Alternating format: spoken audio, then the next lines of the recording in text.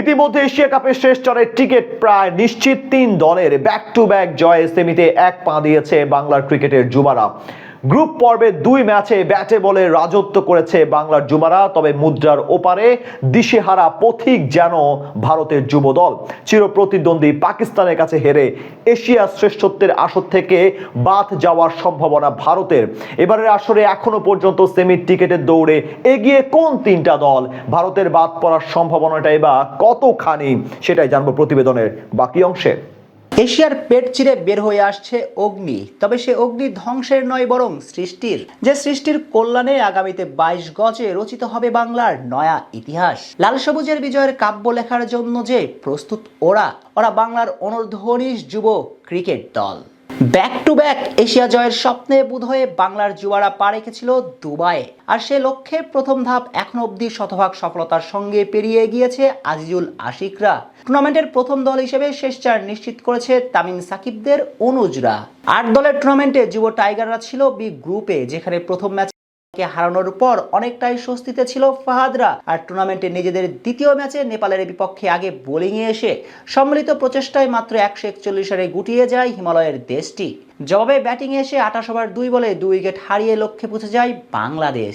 আর এই ম্যাচে ব্যাট বলে রাঙিয়ে দিয়েছেন captain Azizul Ashik. Captain leading from the front বলতে যা বোঝায় তার সবটাই করেছেন। বলাতে 1 উইকেট তুলে নেবার পাশাপাশি ব্যাট হাতেও অপরাজিত 52 রানের ইনিংস খেলে জয়ের নঙ্গরে বাংলার তরি ভিড়িয়েছেন।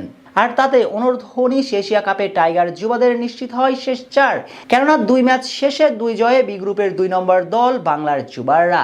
আর বি গ্রুপের অপর দল লঙ্কানরাও 2 জয় তুলে নিয়ে নিশ্চিত করেছে শেষ 4। অর্থাৎ বি গ্রুপ থেকে যুব এশিয়া কাপের শেষ 4-এ যাচ্ছে কোন 2টি দল সেটা ইতিমধ্যে নিশ্চিত। যদিও বি গ্রুপে চ্যাম্পিয়ন হচ্ছে কারা সেটা নিষ্পত্তি হবে শ্রীলঙ্কা ও বাংলাদেশের ম্যাচের পর।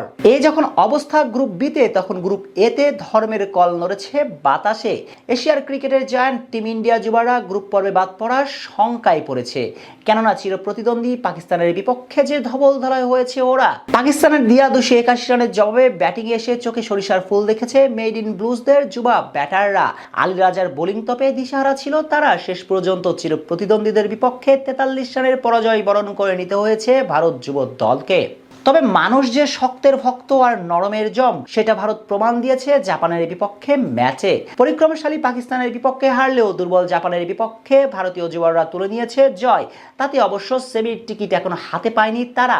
এখনো তাদের সেমির ভাগ্য দুলছে পেন্ডুলামের মতো।